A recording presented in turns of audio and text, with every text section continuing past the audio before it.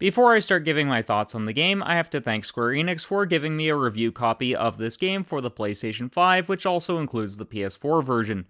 For the purposes of this video, we're just going to look at the PS5 version, which I streamed over on my Twitch channel. Link for that will be in the description. I also have to thank my friend John McBond for encouraging me to apply for this review code, as I wasn't hopeful I would get it.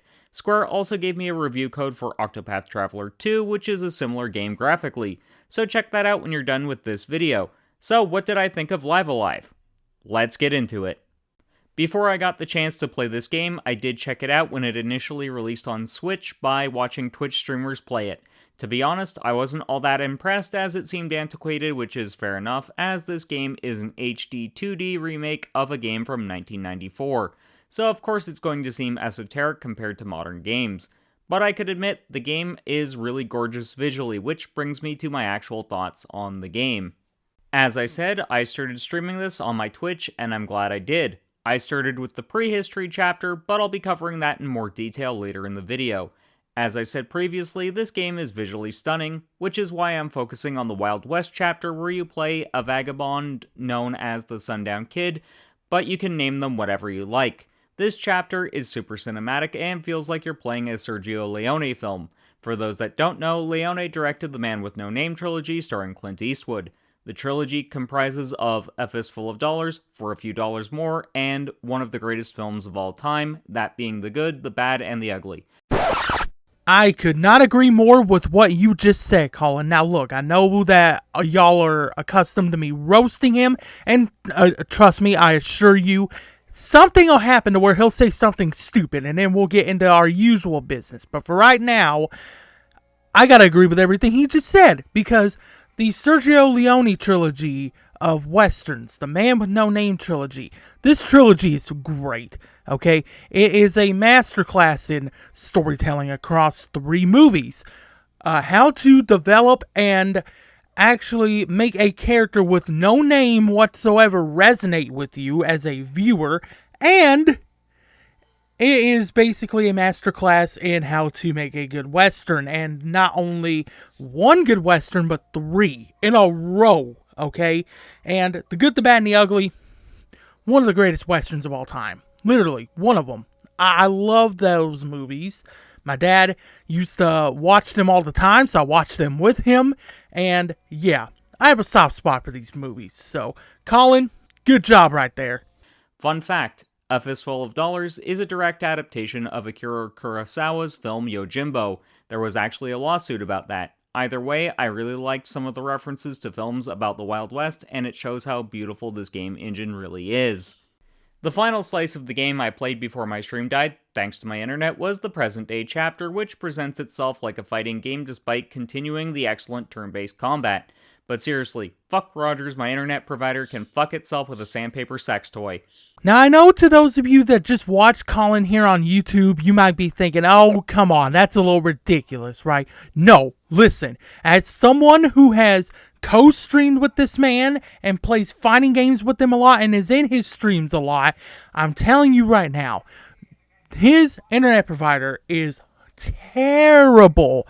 Absolutely awful, okay? Take the worst internet provider in your country, in your state, okay, and times that by 1,000 and you might scratch the surface of what fucking Rogers is, okay? Absolutely awful, okay? And if you want real life proof as to just how bad his internet is, go check out his streams, okay? Check out his streams, and I guarantee you about 9 times out of 10, you'll see an outage during the stream. Guarantee it. Can I go one fucking stream without some form of technical hitch? Please? Anyways, back to the game. I can't say I enjoyed the present day chapter, as it made the combat feel slower trying to learn your opponent's attacks. While the combat in this game isn't, generally speaking, all that quick, it does feel snappy enough and is engaging. So playing this chapter, which focused more on sitting back and waiting for your opponent to activate their specific skills to learn them, was kind of boring.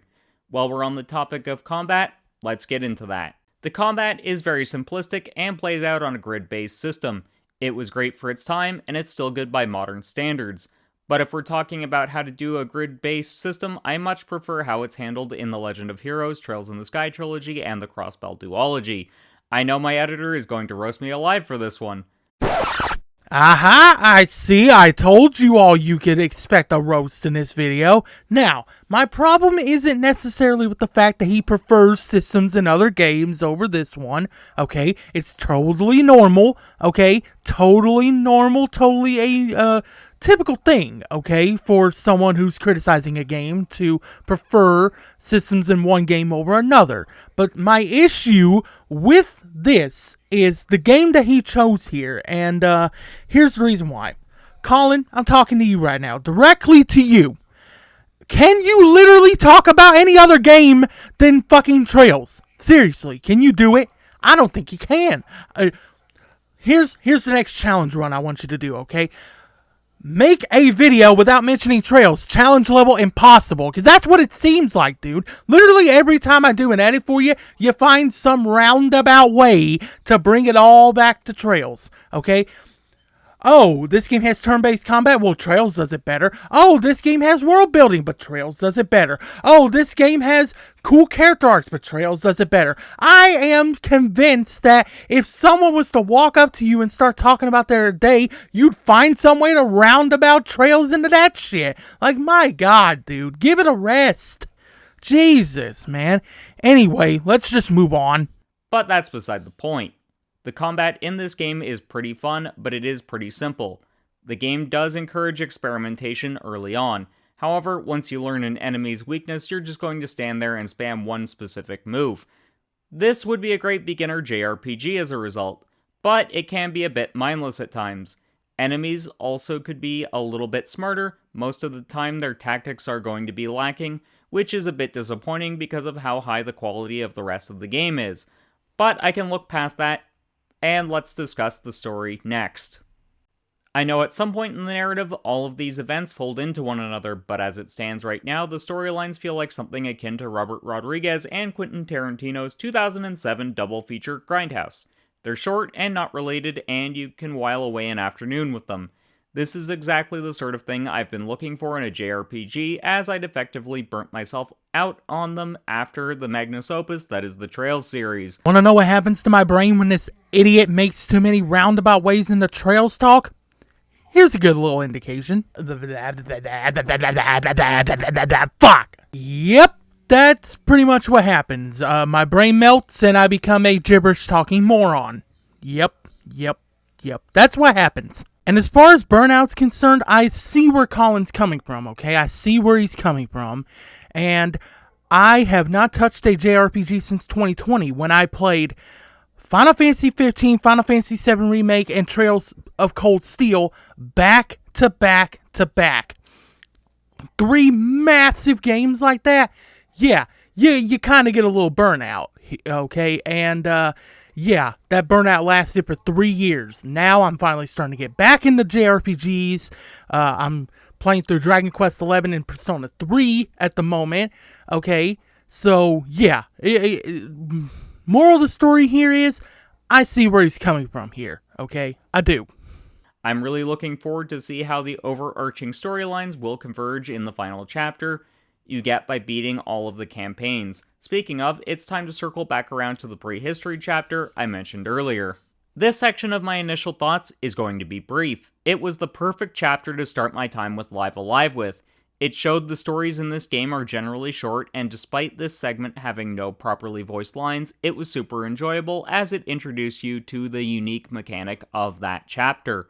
That being Pogo's ability to sniff out things. It also introduced players to the item crafting, gave them a decently sized area to grind for levels, and to come to grips with the combat.